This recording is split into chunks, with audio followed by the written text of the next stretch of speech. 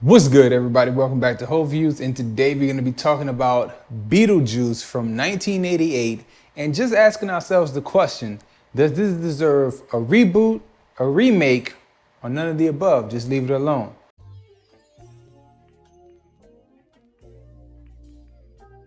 Subscribe to the channel if you like reactions and reviews. That tends to be what we do here on the channel. I thank you so much for clicking the thumbnail, and let's talk about Beetlejuice. So, a lot of these films that come out today are either like sequels from something that came out 30, 40 years ago, or like reboots of old properties. And we just saw recently with Firestarter, there was a 1987 version of it and then a 2022 version of it. It was a reboot or a remake of that original. And while I haven't been able to watch both of those, I have been watching a lot of older films, doing a looking back type series like, hey, this was good, let's appreciate this. And I tend to ask myself the question like, should people touch this again? Should they come back and mess with a classic like Beetlejuice? Because when talking about movies in circles of friends, we tend to say Beetlejuice is a classic, but is it really though? What I'll say about it is this: Beetlejuice was wild. Beetlejuice was very wild for the time that it came out. I watched that movie so much as a kid, and that movie is not at all for kids. It's amazing. One of the things that I thought to myself as I watched it again in 2022 was, what were my parents thinking allowing me to watch this? Now, both of my parents are alive and well, and I would never ask them that question because I would get cursed out.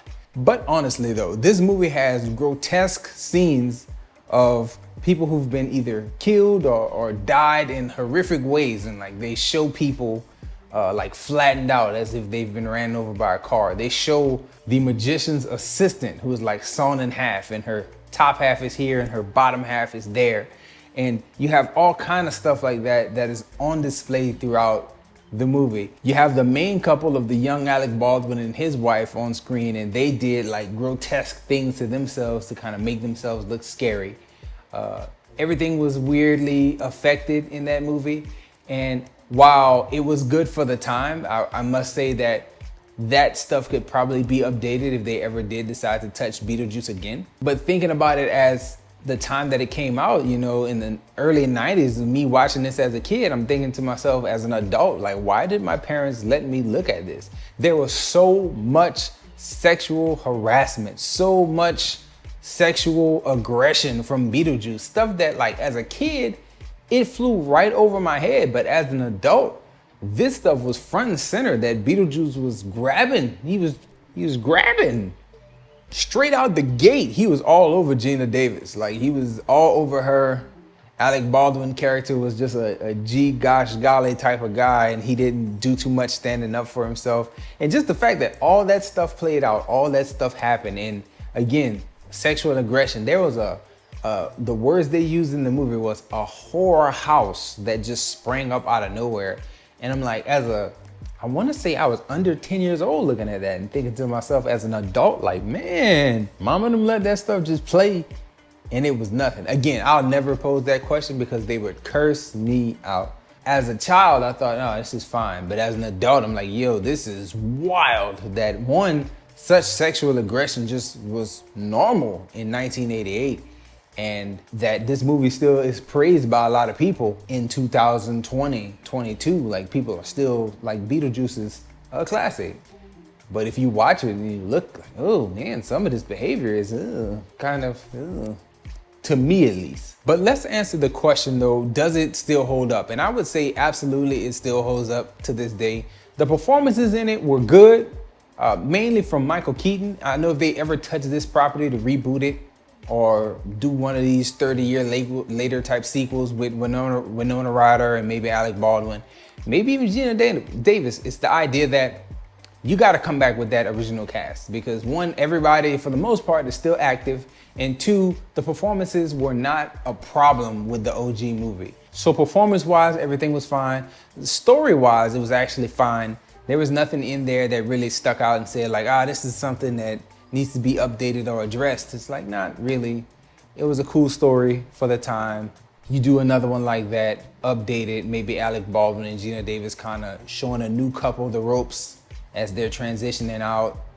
You get Beetlejuice, the OG Beetlejuice, Michael Keaton's character back, being himself, still the person to avoid, but still manages to wiggle his way in because people don't listen. And then you have yourself a little movie there. So I think that would be a decent premise, or something like that. You could make a sequel, not a reboot though, because you want all the same players back. How would this movie benefit from a reboot or a remake or one of these long awaited sequels? I think the biggest place that it would benefit from would be the effects. I made allusion to it earlier that, the effects were like all physical, all practical, hands-on animations and stuff. And while it was passable for the time, it looks pretty bad now in 2022. It's hard to look at and say, oh yeah, this is great CGI. Like when they fell out of the house and into the sand pit with the big worms, it's like, man, this is horrible. Like this is a blue screen, green screen background. And to be honest, I'm in a garage and mine probably can mesh a bit better if I was to try harder to find images that blended. Like this is no way 2022 tech will make this thing look really nice if they were to reboot it, remake it, do one of these long-awaited sequels. I think it could benefit in that way. Come out with something that is newer, updated, and I think people would like to see something from Beetlejuice, let's say, with better graphics and just looking better overall. The biggest problem with updating the franchise or touching this franchise again would be the level of campiness that existed inside this property. I don't know if people, the people who watched it as kids like me back in the late 80s, early 90s, if you watch this stuff, the campiness and the corniness, the cheesiness that exists inside this film is kind of what made it have some charm. And I would think that if you were to try to remake this movie or reboot it or sequel it, you can't shoot for that, because I don't think that's gonna translate well or fly in today's market, in today's cinema landscape.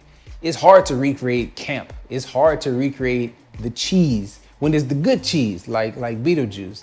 So I don't know. I don't see that tone of the film, like the cheesiness, the corniness, the one-liners and the weird dialogue. I don't see that translating into modern day cinema. Like that would be something they would have to abandon, maybe make it a straight horror if they were to touch it again. Overall, I would have to say it's very difficult to call this thing a great film in 2022 by 2022 standards. But the movie still has a special place in my heart and in my mind, and I would hate to see it get rebooted and change the cast. I would be okay if they came with one of these 20-year, 30-year, 40-year later sequels, and I would be okay if they updated the graphics through that process and tried to give it a different vibe from what they gave it in the 1980s. But if you want to change the cast, I feel like that would be the biggest downfall from touching this property again, because everything gets touched eventually. I would hate for them to try to get Michael Keaton out of there. Nah, we need him. We need him. I would like to see Winona Ryder come back if they were to ever touch it again. Bring her back at the very least, because the way her character ended, she was in a good place with Beetlejuice and the spiritual elements of the house. The Alec Baldwin, the Gina Davis, like they were all meshed pretty well by the end of the film. So that would be cool to see all of them come back if they did a long-awaited sequel. But besides that, I hope they don't touch it. Anyway, please give me your thoughts in the comment section. Thank you so much for watching this far. Enjoy yourself, guard your heart, and go watch something good.